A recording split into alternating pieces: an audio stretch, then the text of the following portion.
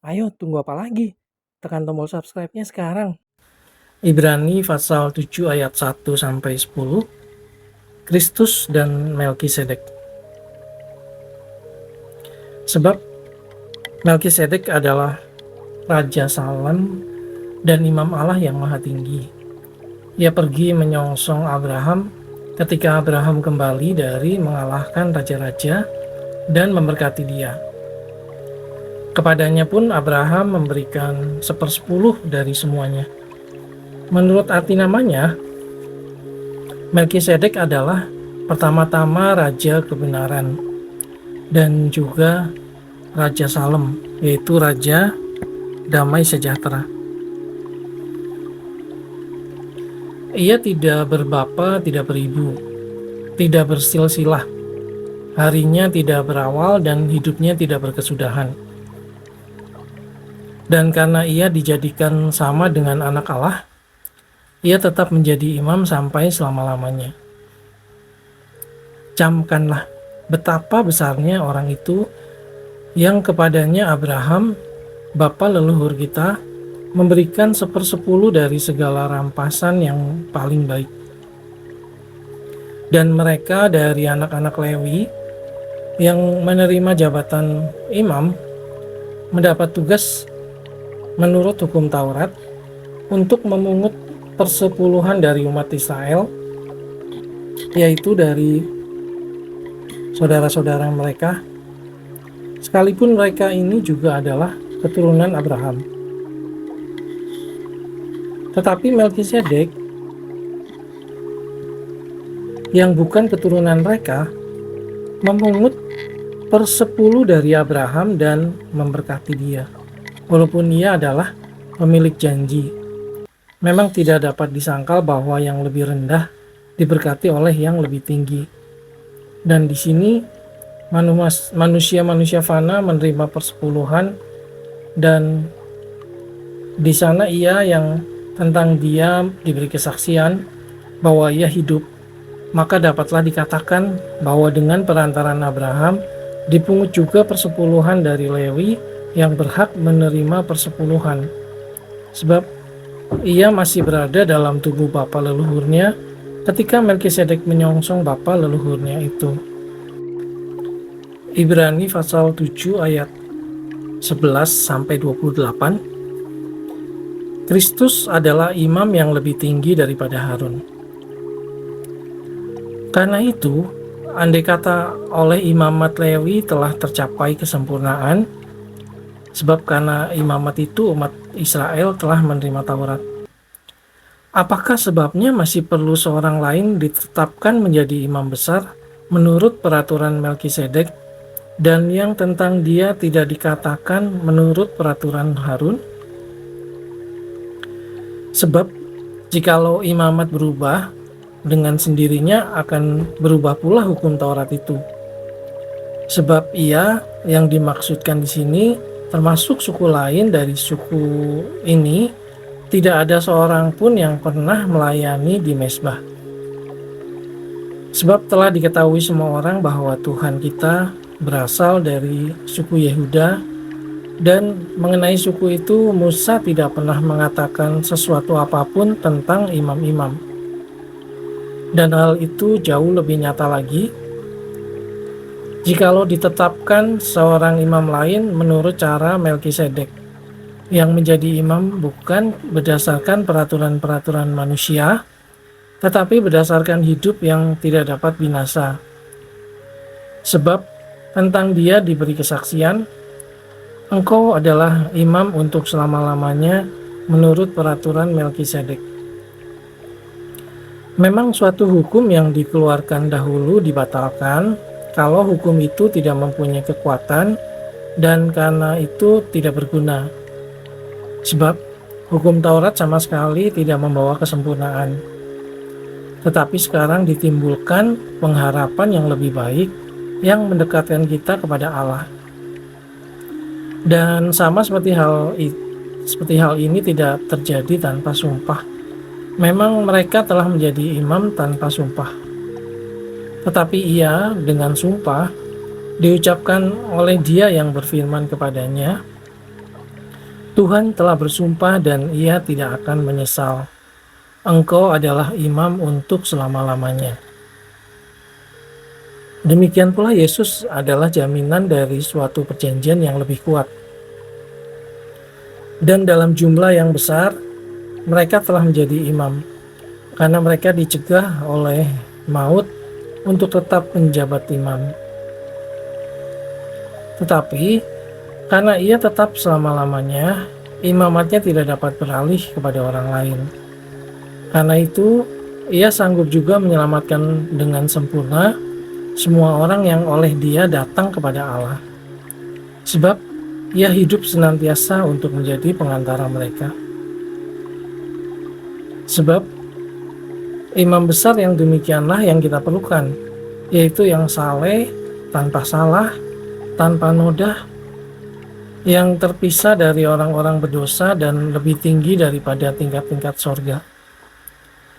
Yang tidak seperti imam-imam besar lain, yang setiap hari harus mempersembahkan korban untuk dosanya sendiri, dan sesudah itu barulah untuk dosa umatnya.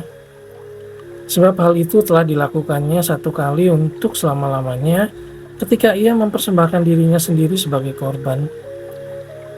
Sebab hukum Taurat menetapkan orang-orang yang diliputi kelemahan menjadi imam besar, tetapi sumpah yang diucapkan kemudian daripada hukum Taurat menetapkan anak yang telah menjadi sempurna sampai selama-lamanya.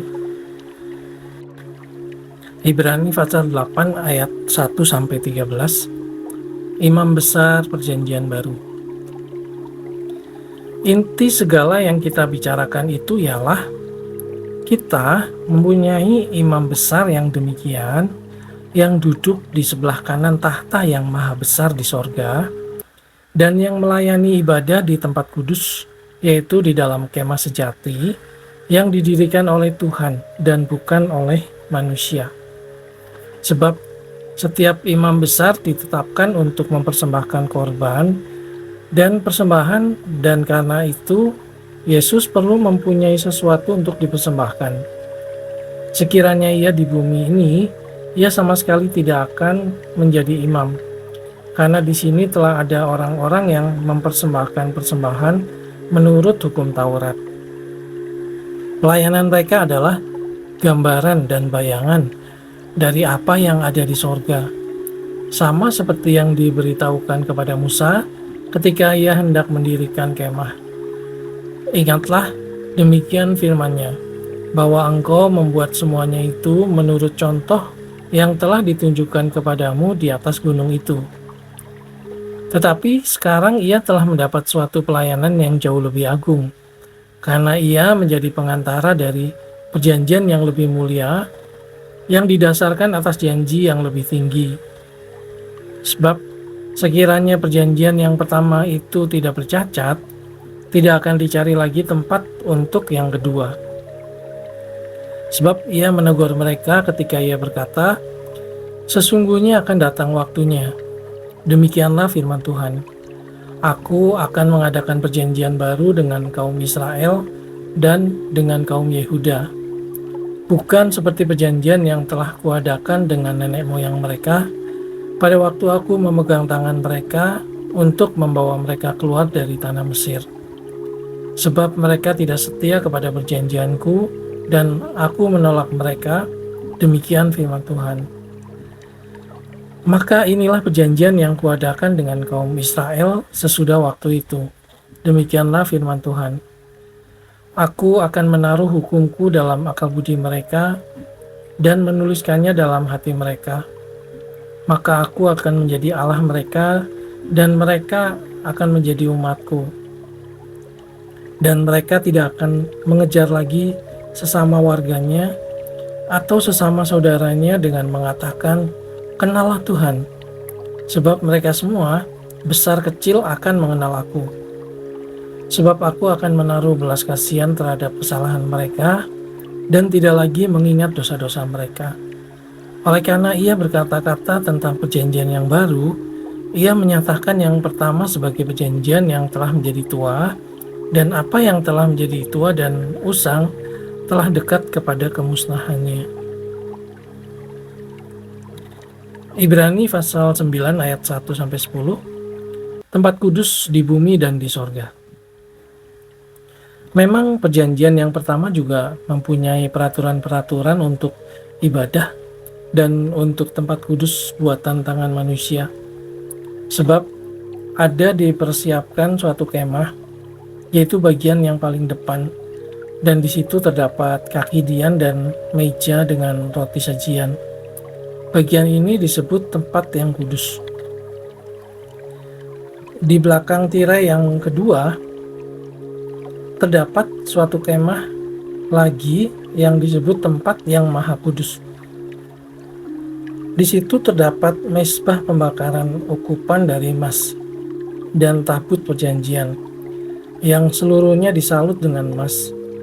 Di dalam tabut perjanjian itu tersimpan buli-buli emas berisi mana, tongkat Harun yang telah bertunas, dan loh-loh batu yang bertuliskan perjanjian, dan di atasnya kedua kerub kemuliaan yang menaungi tutup perdamaian. Tetapi hal ini tidak dapat kita bicarakan sekarang secara terperinci.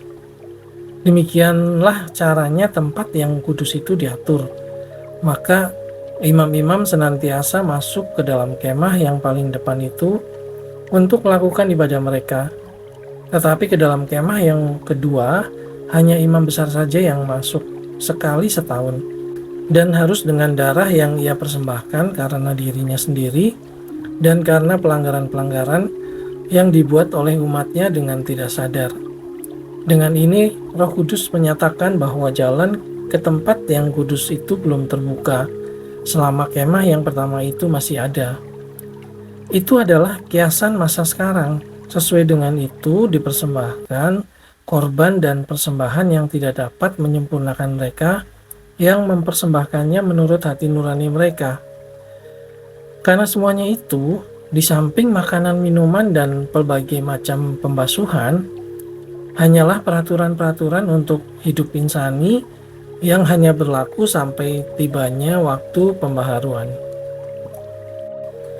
Ibrani pasal 9 ayat 11-28, Kristus adalah pengantara dari perjanjian yang baru. Tetapi Kristus telah datang sebagai imam besar untuk hal-hal yang baik yang akan datang. Ia telah melintasi kemah yang lebih besar dan yang lebih sempurna, yang bukan dibuat oleh tangan manusia, artinya yang tidak termasuk ciptaan ini. Dan ia telah masuk satu kali untuk selama-lamanya ke dalam tempat yang kudus, bukan dengan membawa darah domba jantan dan darah anak lembu, tetapi dengan membawa darahnya sendiri. Dan dengan itu ia telah mendapat kelepasan yang kekal. Sebab jika darah domba jantan dan darah lembu jantan dan percikan abu lembu muda menguduskan mereka yang najis, sehingga mereka disucikan secara lahiriah, betapa lebihnya darah Kristus yang oleh Roh yang kekal telah mempersembahkan dirinya sendiri kepada Allah sebagai persembahan yang tak bercacat, akan menyucikan hati nurani kita dari perbuatan-perbuatan yang sia-sia, supaya kita dapat beribadah kepada Allah yang hidup. Karena itu, Ia adalah pengantara dari suatu perjanjian yang baru, supaya mereka yang telah terpanggil dapat menerima bagian kekal yang dijanjikan. Sebab Ia telah mati untuk menebus pelanggaran-pelanggaran yang telah dilakukan selama perjanjian yang pertama. Sebab di mana ada wasiat, di situ harus diberitahukan tentang kematian pembuat wasiat itu. Karena suatu wasiat barulah sah kalau pembuat wasiat itu telah mati. Sebab ia tidak berlaku selama pembuat wasiat itu masih hidup. Itulah sebabnya maka perjanjian yang pertama tidak disahkan tanpa darah. Sebab sesudah Musa memberitahukan semua perintah hukum Taurat kepada seluruh umat, ia mengambil darah anak lembu dan darah domba jantan serta air dan bulu merah dan hisop, lalu memerciki kitab itu sendiri dan seluruh umat sambil berkata, "Inilah darah perjanjian yang ditetapkan Allah bagi kamu." dan juga kemah dan semua alat untuk ibadah dipercikinya secara demikian dengan darah.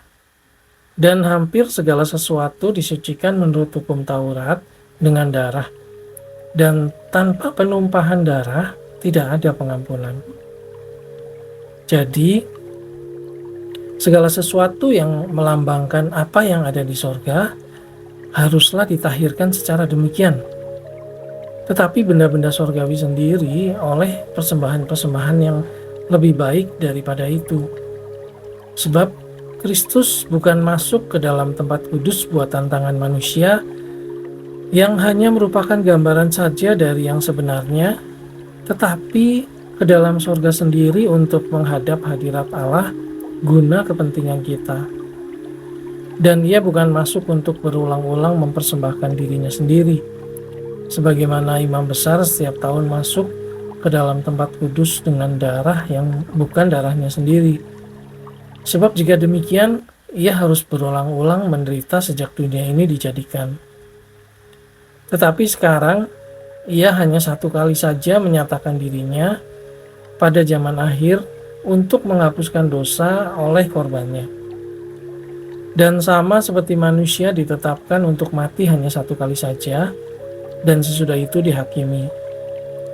Demikian pula Kristus hanya satu kali saja mengorbankan dirinya untuk menanggung dosa banyak orang. Sesudah itu ia akan menyatakan dirinya sekali lagi tanpa menanggung dosa untuk menganugerahkan keselamatan kepada mereka yang menantikan dia. Ibrani pasal 10 ayat 1-18, persembahan yang sempurna. Di dalam hukum Taurat hanya terdapat bayangan saja dari keselamatan yang akan datang, dan bukan hakikat dari keselamatan itu sendiri. Karena itu dengan korban yang sama, yang setiap tahun terus-menerus dipersembahkan, hukum Taurat tidak mungkin menyempurnakan mereka yang datang mengambil bagian di dalamnya. Sebab jika hal itu mungkin, pasti orang tidak mempersembahkan korban lagi. Sebab mereka yang melakukan ibadah itu tidak sadar lagi akan dosa setelah disucikan sekali untuk selama-lamanya. Tetapi justru oleh korban-korban itu, setiap tahun orang diperingatkan akan adanya dosa. Sebab tidak mungkin darah lembu jantan atau darah domba jantan menghapuskan dosa. Karena itu ketika ia masuk ke dunia, ia berkata, "Korban dan persembahan tidak engkau kehendaki, tetapi engkau telah menyediakan tubuh bagiku. Kepada korban bakaran dan korban penghapus dosa, engkau tidak berkenan." Lalu aku berkata, "Sungguh aku datang dalam gulungan kitab, ada tertulis tentang aku untuk melakukan kehendak-Mu, ya Allahku." Di atas ia berkata, "Korban dan persembahan, korban bakaran dan korban penghapus dosa tidak engkau kehendaki, dan engkau tidak berkenan kepadanya, meskipun dipersembahkan menurut hukum Taurat." Dan kemudian katanya, "Sungguh aku datang untuk melakukan kehendak-Mu." Yang pertama ia hapuskan supaya menegakkan yang kedua. Dan karena kehendaknya inilah kita telah dikuduskan satu kali untuk selama-lamanya oleh persembahan tubuh Yesus Kristus. Selanjutnya, setiap imam melakukan tiap-tiap hari pelayanannya dan berulang-ulang mempersembahkan korban yang sama sekali tidak dapat menghapuskan dosa. Tetapi ia, setelah mempersembahkan hanya satu korban saja karena dosa, ia duduk untuk selama-lamanya di sebelah kanan Allah. Dan sekarang ia hanya menantikan saatnya di mana musuh-musuhnya akan dijadikan tumpuan kakinya. Sebab oleh satu korban saja ia telah menyempurnakan untuk selama-lamanya mereka yang ia kuduskan. Dan tentang hal itu Roh Kudus juga memberi kesaksian kepada kita. Sebab setelah ia berfirman, "Inilah perjanjian yang akan kuadakan dengan mereka sesudah waktu itu," ia berfirman pula, "Aku akan menaruh hukumku di dalam hati mereka dan menuliskannya dalam akal budi mereka. Dan aku tidak lagi mengingat dosa-dosa dan kesalahan mereka." Jadi Apabila untuk semuanya itu ada pengampunan, tidak perlu lagi dipersembahkan korban karena dosa. 85-86 ayat sehari, selesai dengar Alkitab dalam 1 tahun, kamu bisa, kita pasti bisa. Jangan lupa di subscribe biar aku bisa bacain Alkitab buat kamu setiap hari. Sampai ketemu besok ya, aku bacain kamu lagi ayat berikutnya.